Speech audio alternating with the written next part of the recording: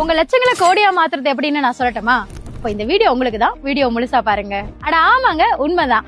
அதிவேகமா வளர்ந்து வர திருச்சி பஞ்சப்பூர் ஏரியா பக்கத்துல நம்மளோட ஸ்போர்ட்ஸ் டீம்ல ஒரு 10 லட்ச ரூபாய் இன்வெஸ்ட் பண்ணீங்க அப்படின்னா அடுத்து வர 10 வருஷத்துல உங்களோட 10 லட்ச ரூபாய் கோடிகள்ல கிடைக்கிறது நிச்சயம். இது உங்க வெல்த்துக்கான இன்வெஸ்ட்மெண்ட் மட்டும் கிடையாதுங்க, உங்க ஹெல்த்துக்கான இன்வெஸ்ட்மெண்ட் தான்.